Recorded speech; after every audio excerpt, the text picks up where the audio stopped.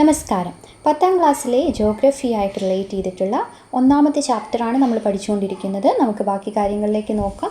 ഇന്ന് നമ്മൾ ആർദ്രതയായിട്ട് റിലേറ്റ് ചെയ്തിട്ടുള്ള കാര്യം, മേഘമായി റിലേറ്റ് ചെയ്ത കാര്യങ്ങളൊക്കെയാണ് പഠിക്കുന്നത്. അപ്പോൾ ഈ ഒരു പാർട്ടോടു കൂടി ഈ ഒരു ചാപ്റ്റർ കംപ്ലീറ്റ് ആയിട്ട് തീരുകയാണ്. കുറച്ച് വെച്ച് നമ്മൾ 4 ദിവസം കൊണ്ടാണ് ഈ ചാപ്റ്റർ പഠിച്ചത്. എന്നാലും അത്രയും ഇമ്പോർട്ടൻ്റ് ആയിട്ടുള്ള ചാപ്റ്ററാണ്. വെരി ഇമ്പോർട്ടൻ്റ് ആണ്. നന്നായി പഠിക്കുക. ഓക്കെ, അപ്പം നമുക്ക് എന്തിലേക്ക് പോവാം ഇനി? ഹ്യൂമിഡിറ്റി അഥവാ ആർദ്രത അല്ലേ. എന്താണ് ആർദ്രത എന്ന് പറയുന്നത്? ആർദ്രത, ബാഷ്പീകരണം എന്താണെന്ന് നമുക്കറിയാം. എന്താണ് ബാഷ്പീകരണം? സൂര്യതാപമേറ്റ് ഭൂമിയുടെ ഉപരിതലത്തിലെ ജലാശയങ്ങളിൽ നിന്ന് ജലം സാവധാനം ആവിയായി അന്തരീക്ഷത്തിൽ എത്തുന്നതിനെയാണ് നമ്മൾ ബാഷ്പീകരണം എന്ന് പറയുന്നത് അല്ലേ. ബാഷ്പീകരണം. ഇനി എന്താണ് ഹ്യൂമിഡിറ്റി അഥവാ ആർദ്രത എന്ന് പറയുന്നത്? ഭൂമിയിൽ ഓരോ പ്രദേശത്തും ഓരോ കാലത്തും ലഭ്യമാകുന്ന സൗരോർജം അതത് പ്രദേശങ്ങളിലെ വായുചലനങ്ങൾക്ക് കാരണമാകുന്നു അല്ലേ.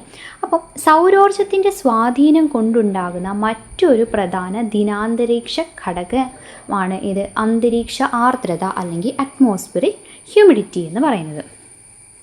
ഇപ്പം നമുക്കറിയാം, ജലം ചൂടാവുമ്പോൾ നീരാവിയായിട്ട് ഉയർന്നു പോകുന്നത് അല്ലേ. സമാനമായി തന്നെ സൂര്യതാപമേറ്റ് ഭൂമിയുടെ ഉപരിതലത്തിലെ എല്ലാ ജലസ്രോതസ്സുകളിൽ നിന്നും വ്യത്യസ്ത അളവിൽ ജലം ബാഷ്പമായി അന്തരീക്ഷത്തിലേക്ക് എത്തുന്നുണ്ട് അല്ലേ. അപ്പോൾ ഈ ജലബാഷ്പം അദൃശ്യമായി അന്തരീക്ഷത്തിൽ നിലകൊള്ളുന്നു. അന്തരീക്ഷത്തിൽ അദൃശ്യമായി നിലകൊള്ളുന്ന ജലാംശത്തെയാണ് നമ്മൾ എന്ത് പറയുന്നത്? അന്തരീക്ഷ ആർദ്രത അല്ലെങ്കിൽ ഹ്യൂമിഡിറ്റി എന്ന് പറയുന്നത്.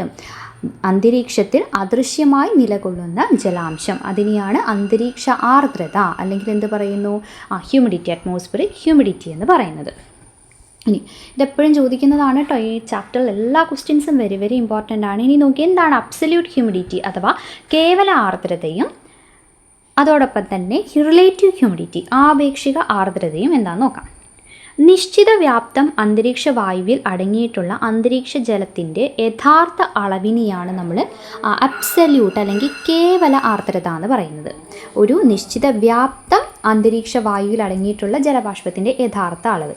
ഇനി ആപേക്ഷിക ആർദ്രത എന്ന് പറയുമ്പോൾ, അപ്പോൾ അബ്സല്യൂട്ട് എന്ന് വെച്ചാൽ എന്താണ്? കേവലമായിട്ടുള്ള അല്ലേ, യഥാർത്ഥ അളവാണ് അല്ലേ. ഓരോ പ്രദേശത്തെയും അന്തരീക്ഷ താപനിലയ്ക്കും ജലസ്രോതസ്സുകളുടെ ലഭ്യതയ്ക്കും അനുസരിച്ചാണ് അന്തരീക്ഷ ജലത്തിൻ്റെ അളവിൽ അങ്ങോട്ട് മാറ്റമൊക്കെ ഉണ്ടാകുന്നത്. ഇനി ഒരു നിശ്ചിത ഊഷ്മാവിൽ അന്തരീക്ഷ വായുവിന് ഉൾക്കൊള്ളാൻ കഴിയുന്ന ജലബാഷ്പത്തിനൊരു പരിധി ഉണ്ടാവും അല്ലേ. ഒരു നിശ്ചിത സമയത്ത് നിശ്ചിത ഊഷ്മാവിൽ അന്തരീക്ഷ വായുവിൽ അടങ്ങിയിട്ടുള്ള ജലത്തിൻ്റെ യഥാർത്ഥ അളവും ആ നിർണായക ഊഷ്മാവിൽ വായുവിന് ആകെ ഉൾക്കൊള്ളാൻ കഴിയുന്ന പരമാവധി ജലാംശവും തമ്മിലുള്ള അനുപാതത്തെയാണ് റിലേറ്റീവ് ഹ്യൂമിഡിറ്റി അല്ലെങ്കിൽ ആപേക്ഷിക ആർദ്രത എന്ന് പറയുന്നത്. അത് ശതമാനത്തിലാണ് കണക്കാക്കുന്നത്. മനസ്സിലായോ? ഒരു നിശ്ചിത താപനിലയിൽ വായുവിന് ഉൾക്കൊള്ളാൻ കഴിയുന്ന പരമാവധി ജലബാഷ്പത്തിൻ്റെ അളവും ആ സ്ഥാനത്ത് വായുവിൽ അടങ്ങിയിരിക്കുന്ന, ഉൾക്കൊള്ളാൻ പറ്റുന്നതും പിന്നെ ആ സ്ഥാനത്ത് എന്താണ് വായുവിൽ അടങ്ങിയിരിക്കുന്ന ജലബാഷ്പത്തിൻ്റെ, ആ സമയത്ത് വായുവിൽ അടങ്ങിയിരിക്കുന്ന ജലബാഷ്പത്തിൻ്റെ യഥാർത്ഥ അളവും തമ്മിലുള്ള അനുപാതം, പെർസെൻറ്റേജിനെയാണ് നമ്മൾ റിലേറ്റീവ് ഹ്യൂമിഡിറ്റി അല്ലെങ്കിൽ ആപേക്ഷിക ആർദ്രത എന്ന് പറയുന്നത്. അതെങ്ങനെ കണ്ടുപിടിക്കുക? ആപേക്ഷിക ആർദ്രത കണ്ടുപിടിക്കുന്നത് എങ്ങനെയാണ്? കേവല ആർദ്രത അല്ലേ. കേവല അതായത് അബ്സല്യൂട്ട് ഡിവൈഡഡ് ബൈ അന്തരീക്ഷത്തിൻ്റെ ആകെ ജലാകിരണശേഷി ഇൻറ്റു 100. പെർസെൻറ്റേജിലാണല്ലോ. അപ്പോൾ നമുക്ക് ഏത് കിട്ടും? ആപേക്ഷിക ആർദ്രത അല്ലെങ്കിൽ റിലേറ്റീവ് ഹ്യൂമിഡിറ്റി കിട്ടും.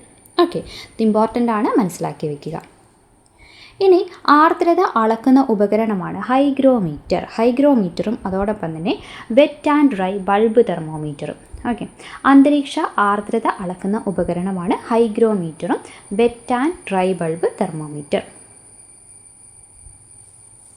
Hygrometer, wet and dry bulb thermometer. Okay, അത് രണ്ട് ഏതാണ്? ആർദ്രത അഥവാ ഹ്യൂമിഡിറ്റി അളക്കുന്നതാണ്. ഇനി എന്താണ് സാച്ചുറേഷൻ ലെവൽ അല്ലെങ്കിൽ സാച്ചുറേഷൻ പോയിൻ്റ് എന്നൊക്കെ പറയുന്നത് എന്താണ്? അന്തരീക്ഷം പൂർണ്ണമായും ജലപൂരിതമാകുന്ന അവസ്ഥയാണ് നമ്മൾ പൂരിതാവസ്ഥ അല്ലെങ്കിൽ സാച്ചുറേഷൻ ലെവൽ എന്ന് പറയുന്നത്. അന്തരീക്ഷം ജലപൂരിതമാകുന്ന നിർണായക ഊഷ്മാവിനെ നമ്മൾ എന്ത് പറയും? പൂരിതാങ്കം അല്ലെങ്കിൽ സാച്ചുറേഷൻ പോയിൻ്റ് എന്നും വിളിക്കാറുണ്ട്. ഇപ്പോൾ ഈ അന്തരീക്ഷം ജലപൂരിതമാകുന്നതോടെ എന്ത് സംഭവിക്കും? ഘനീകരണം അല്ലേ, ഘനീകരണം സംഭവിക്കുകയാണ് ചെയ്യുന്നത്. അപ്പോൾ ആർദ്രത എന്ന് പറയുന്നത് അന്തരീക്ഷ വായുവിൽ എന്താണ്? ജലാംശമാണ് അല്ലേ, അത് ഓർത്തിരിക്കുക. പിന്നെ നമുക്കറിയാം നീരാവി എന്ന് പറയുമ്പോൾ വായുവിനേക്കാളും ഭാരം എന്താണ്, കുറവാണ്. അതിൻ്റെ മർദ്ദവും അവിടെ എന്തായിരിക്കും, കുറവായിരിക്കും. അപ്പോൾ ഇത്തരം കാര്യങ്ങൾ ഓർത്ത് വയ്ക്കണം. ആർദ്രതയും അന്തരീക്ഷ മർദ്ദവും എങ്ങനെയാ, വിപരീത അനുപാതത്തിലാണ് ആർദ്രതയും അന്തരീക്ഷ മർദ്ദവും. അതുപോലെ തന്നെയാണ് താപവും അന്തരീക്ഷ മർദ്ദവും,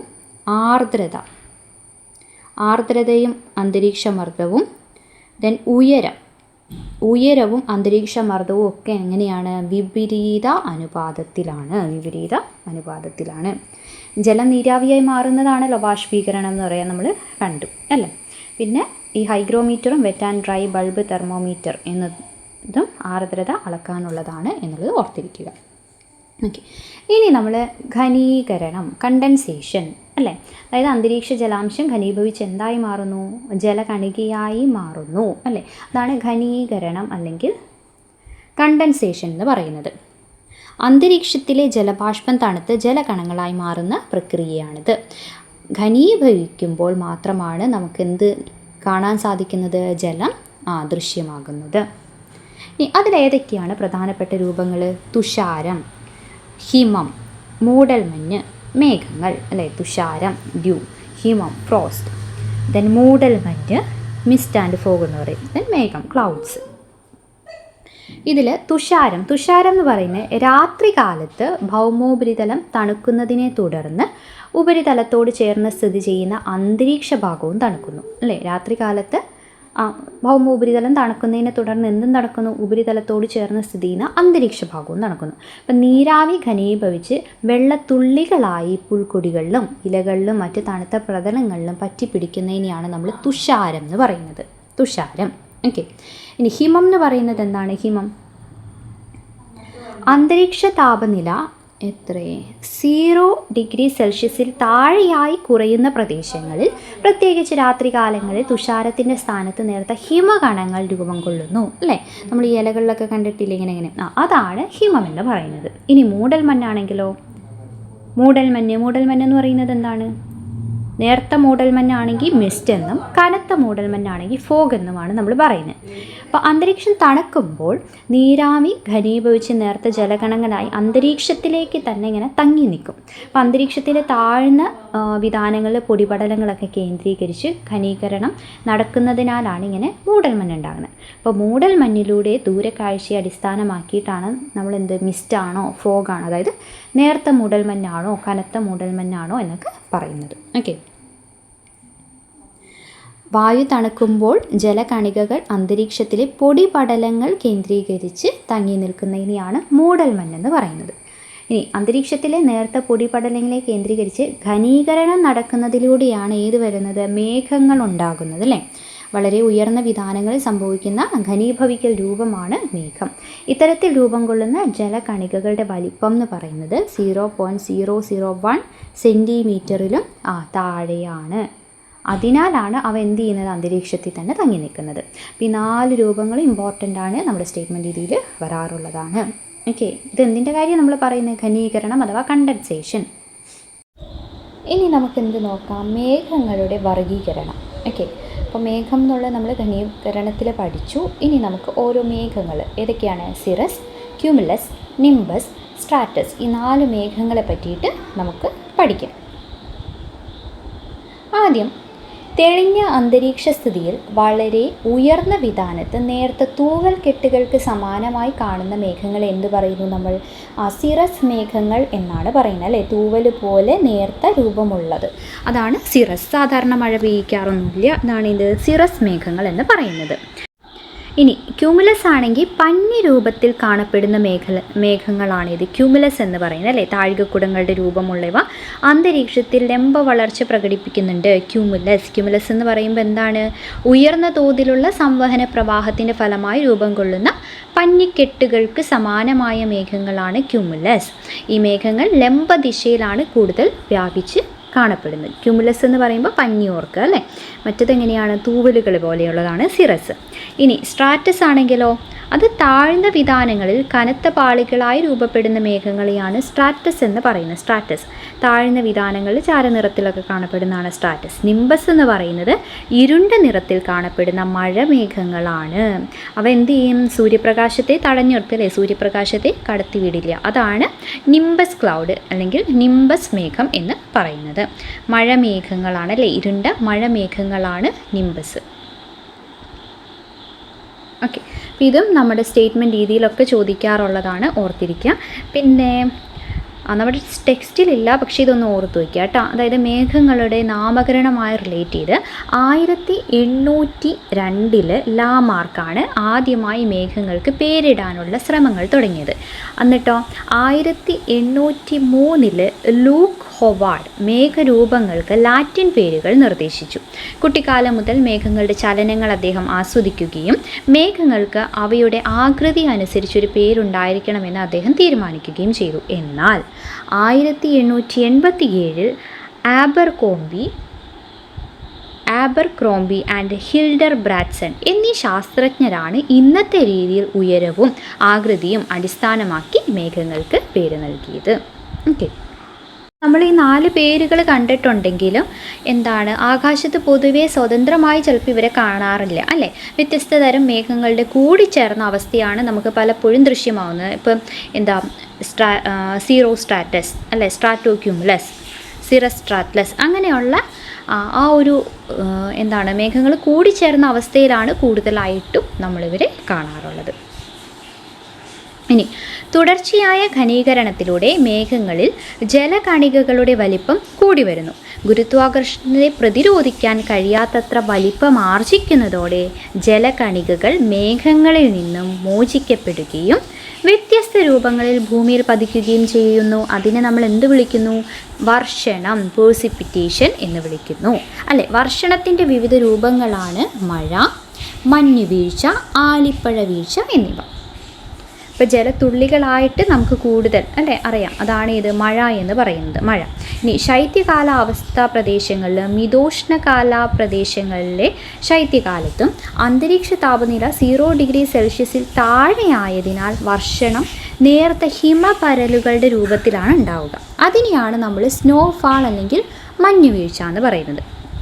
അന്തരീക്ഷ താപനില 0 ഡിഗ്രി സെൽഷ്യത്തിൽ താഴെയാകുമ്പോൾ നേർത്ത ഹിമപരലുകളുടെ രൂപത്തിലാണ് വർഷണം ഉണ്ടാവുന്നത് അല്ലേ. അതിനെയാണ് നമ്മൾ എന്ത് പറയുന്നത്? മഞ്ഞുവീഴ്ച അല്ലെങ്കിൽ സ്നോഫാൾ എന്ന് പറയുന്നത്. ഇനി എന്താണ് ആലിപ്പഴ വീഴ്ച? മേഘങ്ങളിൽ നിന്നും മോചിപ്പിക്കപ്പെട്ട ജലകണികകൾ അന്തരീക്ഷത്തിൻ്റെ വിവിധ തലങ്ങളിൽ വച്ച് ആവർത്തിച്ചുള്ള ഘനീകരണത്തിന് വിധേയമാകുന്നതിനാൽ പാളികളായി തണുത്തുറഞ്ഞ മഞ്ഞുകട്ടകളുടെ രൂപത്തിൽ ഭൂമിയിൽ പതിക്കുന്നു. അതാണ് ഹെയിൽ സ്റ്റോൺ അഥവാ ആലിപ്പഴം എന്ന് പറയുന്നത്. അന്തരീക്ഷ താപനില 0 ഡിഗ്രി സെൽഷ്യസിന് താഴെ ആയിരിക്കുമ്പോൾ ചിലപ്പോൾ മേഘങ്ങളിൽ നിന്ന് മോചിക്കപ്പെട്ട ജലത്തുള്ളി എന്ത് ചെയ്യും?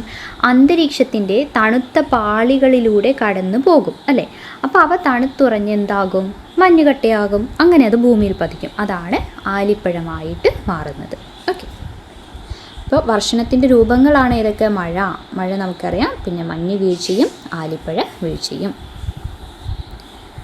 ഇനി മഴ എങ്ങനെയെല്ലാമാണ് എന്നുള്ളതാണ് നമ്മൾ നോക്കുന്നത്. കടലിൽ നിന്നും നീരാവി പൂരിതമായ കാറ്റ് കരയിൽ പ്രവേശിക്കുകയും പർവ്വത ചെരുവുകളിൽ തട്ടി ഉയരുകയും ചെയ്യുന്നു. ഇത് കാറ്റിന് അഭിമുഖമായ പർവ്വതവശത്ത് ഘനീകരണത്തിനും മഴമേഘങ്ങളുടെ രൂപീകരണത്തിനും ഇടയാക്കുന്നു. ഇത്തരത്തിൽ ഉണ്ടാകുന്ന മഴയാണ് പർവ്വത മഴ അല്ലെങ്കിൽ ഓറോഗ്രാഫിക് റെയിൻഫോൾ എന്ന് പറയുന്നത്. ഓറോഗ്രാഫിക് റെയിൻഫാൾ എന്താ അത്?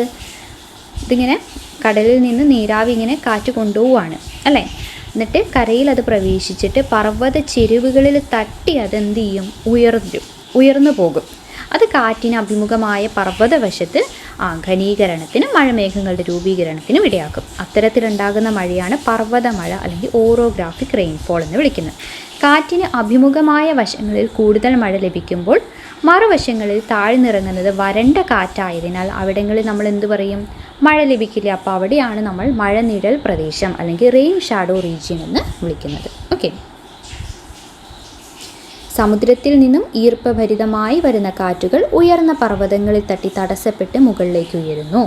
മുകളിലേക്ക് ഉയരുന്ന വായു തണുത്ത് ഘനീഭവിച്ച് പർവ്വതത്തിൻ്റെ കാറ്റഭിമുഖ വശങ്ങളിൽ ശക്തമായ മഴ നൽകുന്നു. അല്ലാത്തടത്തോ അത് മഴനിഴൽ പ്രദേശമാകുന്നു. അതാണ് ഓറോഗ്രഫിക്. ഇനി എന്താണ് കൺവെക്ഷണൽ റെയിൻഫാൾ എന്ന് പറയുന്നത്? ഉഷ്ണകാലത്ത് ഉച്ചതിരിഞ്ഞുള്ള സമയങ്ങളിൽ മഴയുണ്ടാകുന്നതാണ് അല്ലേ. സംവഹന പ്രക്രിയയിലൂടെയാണ് ഇതുണ്ടാകുന്നത്. ഇത്തരമുള്ള മഴയാണ് നമ്മൾ സംവഹന വൃഷ്ടി അല്ലെങ്കിൽ കൺവെക്ഷണൽ റെയിൻഫാൾ എന്ന് പറയുന്നത്. ഉഷ്ണകാലത്ത് ഉച്ചതിരിഞ്ഞ് ഉള്ള സമയങ്ങളുണ്ടാകുന്ന മഴ. അതെങ്ങനെയാണ്? ഉച്ച സമയത്ത് സൂര്യതാപമേറ്റ് ഭൗമോപരിതലം നന്നായി ചൂട് പിടിക്കുമ്പോൾ അതിനോട് ചേർന്നുള്ള വായുവും ചൂടായി വികസിച്ച് എന്ത് ചെയ്യും? മുകളിലേക്ക് ഉയരും. അപ്പോൾ മുകളിലെത്തുന്ന വായു തണുത്ത് ക്യുമുലോ നിംബസ് മേഘങ്ങളായി മാറി കനത്ത ഇടിമിന്നലോടുകൂടി എന്ത് ചെയ്യും? മഴ പെയ്യും. ഇതിനെ നമ്മൾ 4 മണി മഴ എന്ന് പറയാറുണ്ട് അല്ലേ. സാധാരണയായി ഉച്ചതിരിഞ്ഞാണ് ഇത്തരത്തിൽ മഴ ഉണ്ടാകുന്നത്. അതുകൊണ്ട് ഈ സംവഹന മഴയെ 4 മണി മഴ എന്നും വിളിക്കാറുണ്ട്.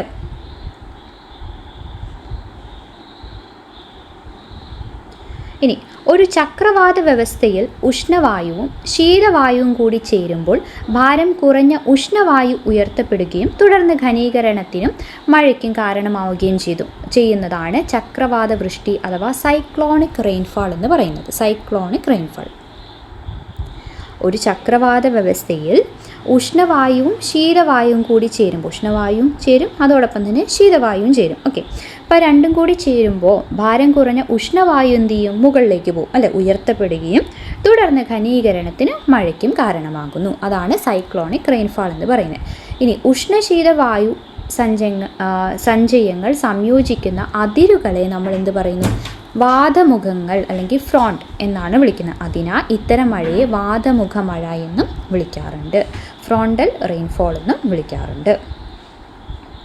ഈ ടൈപ്സ് ഒന്ന് ഓർത്തിരിക്കുക. ഏതൊക്കെയായിരുന്നു? ഓറോഗ്രാഫിക് റെയിൻഫോൾ, പിന്നെ അതിൻ്റെ തന്നെ റെയിൻ ഷാഡോ റീജിയൻസ് വരുന്നത്, ദെൻ കൺവെക്ഷണൽ റെയിൻഫാൾ, പിന്നെയുള്ളത് അതിൻ്റെ പേരെന്തായിരുന്നു? 4 o'clock റെയിൻ എന്നറിയപ്പെടുന്നു.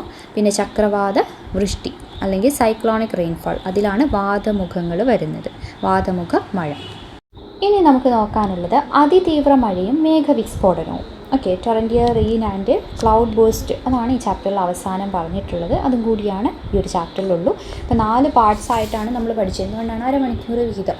കാരണം നമ്മളിങ്ങനെ പറഞ്ഞു പോകുമല്ലോ, എനിക്ക് നിങ്ങൾക്കത് മനസ്സിലാക്കി എടുക്കണം. അതിന് വേണ്ടിയിട്ടാണ് ഞാൻ ഈ അരമണിക്കൂർ വെച്ച് ഇപ്പോൾ ടെക്സ്റ്റ് വായിക്കും കൂടി ചെയ്യാട്ടോ എല്ലാവരും. പക്ഷേ ഇമ്പോർട്ടൻറ്റ് ചാപ്റ്ററാണ്, ഒരിക്കലും വിട്ടുകളയരുത്. ഓക്കെ, അപ്പോൾ ഇതിലെന്താണ് അതിതീവ്ര മഴയും മേഘവിസ്ഫോടനവുമായി റിലേറ്റ് ചെയ്ത് പറയുന്നത്? മേഘവിസ്ഫോടനം എന്ന് വെച്ചാൽ എന്താ? ചില പ്രത്യേക പ്രദേശങ്ങളിൽ വളരെ ചുരുങ്ങിയ സമയം കൊണ്ട് വൻതോതിൽ പെയ്യുന്ന അതിതീവ്ര മഴയാണ് നമ്മൾ മേഘവിസ്ഫോടനം എന്ന് പറയുന്നത് അല്ലേ. നമ്മളതിൻ്റെ ഇതൊക്കെ കണ്ടിട്ടുണ്ട്. പിന്നെ ചുരുങ്ങിയ സമയം കൊണ്ടായിരിക്കും ഈ വൻതോതിലുള്ളത് വരുന്നത്. ആ പ്രതിഭാസത്തെയാണ് നമ്മൾ അതിതീവ്ര മഴ എന്ന് വിളിക്കുന്നത്. ഇത് മിന്നൽ പ്രളയത്തിനും ഉരുൾപൊട്ടലിനൊക്കെ കാരണമാകുന്നു. മണിക്കൂറിൽ 10 സെൻറ്റിമീറ്ററിൽ കൂടുതൽ മഴ ലഭിച്ചാലാണ് അതെന്തായി മാറുന്നത്? മേഘവിസ്ഫോടനമായിട്ട് കണക്കാക്കുന്നത് കേട്ടോ. ഇത് അങ്ങോട്ടും ഇങ്ങോട്ട് മാറിപ്പോയിട്ടുണ്ടെന്ന് തോന്നുന്നു. ഓക്കെ, ഇല്ല, മണിക്കൂറിൽ 10 സെൻറ്റിമീറ്റർ കൂടുതൽ മഴ ലഭിച്ചാൽ അതിനെ മേഘവിസ്ഫോടനമായിട്ട് കണക്കാക്കുന്നു. ഇനി 2019 കേരളത്തിലെ ഏതൊക്കെയാണ്? കവളപ്പാറ, പുത്തുമല പ്രദേശങ്ങളിൽ സർവനാശം വിതച്ച ഉരുൾപൊട്ടലുകൾ മേഘവിസ്ഫോടനം മൂലമുണ്ടായ അതിതീവ്ര മഴ കാരണമാണ് അല്ലേ. പിന്നെ 2024 മുണ്ടക്കൈ, ചൂരൽമല ഉരുൾപൊട്ടലുകളും മേഘവിസ്ഫോടനം കാരണമാണെന്ന് കണക്കാക്കുന്നു.